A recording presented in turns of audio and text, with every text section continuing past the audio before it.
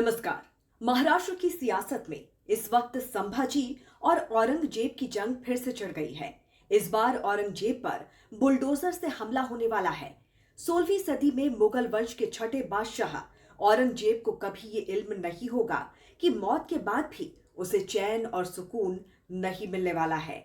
दरअसल महाराष्ट्र की सियासत अब औरंगजेब की कब्र को लेकर गर्म हो गई है। सवाल उठ रहा है कि महाराष्ट्र में औरंगजेब की कब्र रहेगी या फिर उसकी कब्र खुदेगी।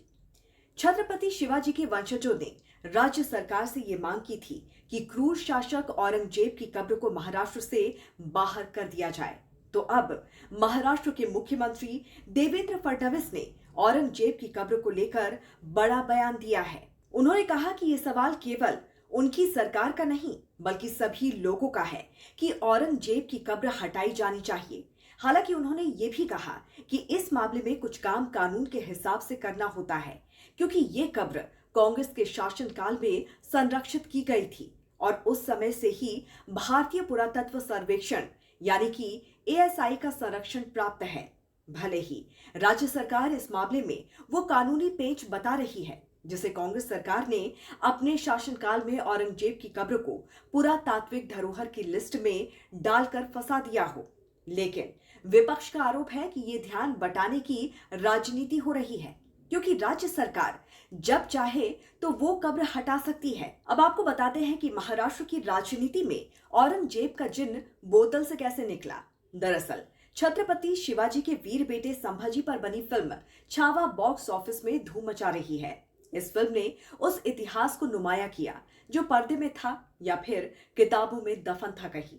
औरंगजेब की क्रूरता का बड़ा हिस्सा इस फिल्म में दिखाया गया है, जिसके बाद औरंगजेब को लेकर फिर से बहस छिड़ गई।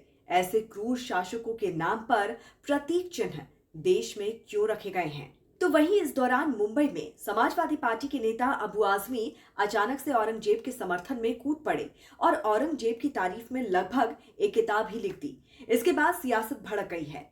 अबू आजमी को महाराष्ट्र विधानसभा के बजट सत्र में सस्पेंड कर दिया गया है। उनके बयान के बाद उन पर एफआईआर तक दर्ज हो गई। अबू आजमी के बयान के बाद बीजेपी नेता नवनीत राणा ने औरंगजेब की कब्र महाराष्ट्र से बाहर करने की मांग की है। हालांकि मामले को देखते हुए और राज्य की मराठी अस्मिता के प्रभाव को देखते हुए अब सरकार भी कब्र हटाने के लिए तैयार है। दरअसल सरकार चाहे तो राष्ट्रीय महत्व की किसी भी संरक्षित धरोहर को महत्वहीन बताकर सूची से बाहर कर सकती है। हालांकि फडणवीस ने यह भी कहा कि कब्र का संरक्षण एक कानूनी प्रक्रिया के तहत हुआ था, तो इसे हटाना या उसमें बदलाव करने के लिए कानून का पालन करना जरूरी है। इस वजह से फिलहाल इस मामले में जल्दबाजी में कोई भी फैसला नहीं लिया जा सकता है। बहरहाल आपको बता दें कि संभाजी नगर में औरंगजेब की कब्र है। संभाजी नगर का पहले नाम औरंगाबाद था, जिसे बदल दिया गया है।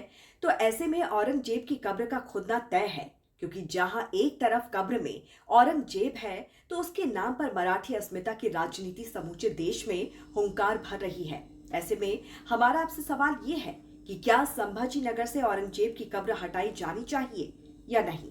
जरूर हमें बताइए कमेंट करके। जुड़े रहिए राष्ट्रहित टीवी के साथ। नमस्कार।